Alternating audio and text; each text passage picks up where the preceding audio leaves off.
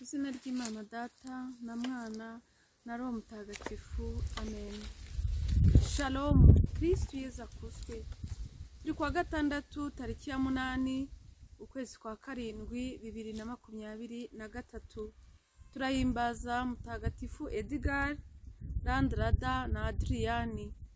Abizihiza bazina babo mbifurije umunsi mwiza. Uyu munsi kandi muri kiliziya ni akamenyero ko kwiyegurira, ko gukunda, ko kurangamira umubyeyi wacu Bikira Mariya, uwo mubyeyi watubereye inyenyeri y'ubutungane. Dukomeze tumwisunge. Isomo rya mbere turarisanga mu gitabo cy'Intangiriro mutwe 27 umurongo wa mbere n'umurongo wa 5 kugeza ku murongo wa 5, umurongo wa 15 kugeza ku 19.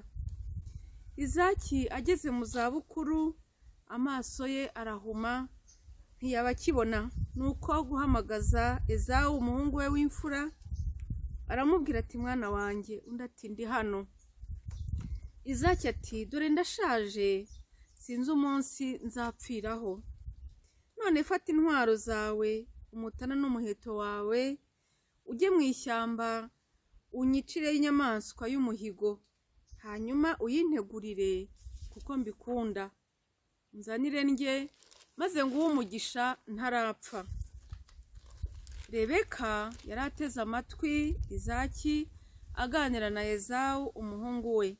Nuko Ezawu ajya mu ishyamba kwicaho inyamaswa y'umuhigo ngo awuzanire se. Hanyuma Rebeka yenda umwambaro mwiza cyane w'umuhungu we mukuru Ezawu yari abitse mu nzu, awambika umuhungu we muto Yakobo. Naho impu z'abana b'ihene azimwambika ku maboko no mu ijosi ahatari ubwoya. Nuko ahereza Yakobo umuhungu we ibiryo n'umugati yari yateguye. Yakobo yinjira kwa se aramubwira ati dawe. Undi ati ye, urinde se mwana wanjye. Yakobo asubiza se ati Ndezawu umwana wawe w'imfura, nakoze uko wambwiye. Eguka wicare urye inyama y'umuhigo wanjye, maze umpe umugisha wawe. Izaki aramubwira ati mbega uraronka vuba mwana wanjye. Undi ati nuko Uhoraho Imana yawe yampaye kuronka. Izaki abwira Yakobo ati gira hino ngukoreho mwana wanjye, numve niba uri Ezawu umwana wanjye cyangwa se niba utari we. Yakobo yegera se Izaki, nuko aramukorakora aravuga ati ijwi ni irya Yakobo, ariko amaboko ni aya Ezawu. Ntiyamumenya kuko amaboko yari yuzuye ibyoya nk'amaboko ya mwene nyina Ezawu. Nuko Izaki amuha umugisha, aramubaza ati ese koko ni wowe mwana wanjye Ezawu? Undi ati ni njye. Ati ngaho mwana wanjye mpereza ndye ku muhigo wawe, maze nguhe umugisha. Aramuhereza ararya, hanyuma amuzanira na divayi aranywa. Nuko umubyeyi we Izaki aramubwira ati gira hino umpobere mwana wanjye. Yakobo aramwegera aramuhobera, amuha umugisha agira ati impumuro y'umuhungu wanjye ni nk'impumuro y'umurima Uhoraho yahaye umugisha. Imana niguhe urume rumanuka ku ijuru, iguhe n'uburumbuke bw'ubutaka, ingaro na divayi bigwire bisendere. Imiryango izakugaragire n'amahanga azagupfukamire. Uwo umutware wa bene so na bene nyoko bagupfukamire. Hazavumwe uzakuvuma, hagira umugisha uzakuvuga neza. Bavandimwe, mu buzima bw'abantu hahoramo kubeshya, kuriganya, gushaka iby'undi. Rimwe na rimwe umuntu akaba yahutaza n'undi kugira ngo agere ku byo yifuza. Nyina w'aba bana Ezawu na Yakobo yakoze ibishoboka byose kugira ngo uwo Aburahamu yari yateganyirije umugisha ntaba ari uwuhabwa, ahubwo uhabwe Yakobo. Ariko uko byagenda kose, burya mu bitugeraho haba harimo umugambi w'Imana. Niba umugisha ari uwawe ntawe uzawukwambura. Niba kandi umugisha uyu n'uyu utakugezeho, ntuzabihangayikire buriya Imana ifite impamvu. Ibyo ari byo byose, icyo nemera mu buzima bwacu, buri wese afite umugisha we, kandi Imana ikize ku buryo buhebuje, ku buryo buri wese ahabwa icyo akwiriye, kandi nta n'umwe ukena ngo akenane Imana. Ibyo ari byo byose, Yakobo yabonye umugisha awutanga Ezawu, ariko tuzayibona mu mateka akurikiraho ko hari impamvu. Waje nawe muri ubu buzima bw'iyi si hari impamvu, kandi iyo mpamvu Uhoraho azagufasha kuyigeraho. Ubuzima bw'umuntu bwuzuye imigisha y'Imana. Rimwe na rimwe turwanira iy'abandi, tugatera amahane, tukibagirwa kureba ibyiza Imana yaduhaye. Nyamara buri wese yitegereje akareba mu mateka ye, asanga hari ibyo Imana yamuhaye. Wenda hari abifuza kumera nkawe, wenda hari abifuza gutunga ibyo utunze, wenda hari abifuza kumera uko umeze, ariko wenda wowe uri mu maganya, utuka Imana, utonganya Imana, ugira ishyari se ry'abandi. Humura, iby'Imana yaguhaye biraguhagije, ahubwo bikoreshe uyikorera. Ahubwo jya wibaza ngo iby'Imana yampaye mbikoresha iki? Kuko hari igihe tunanirwa gukorera Imana, tukarebuzwa iby'abandi gusa, ariko ibyacu tukabipfusha ubusa. Turazirikana Zaburi 134. Nimusingize Uhoraho kuko ari umunyampuhwe. Uko byagenda kose, Uhoraho ni umunyampuhwe ibihe byose.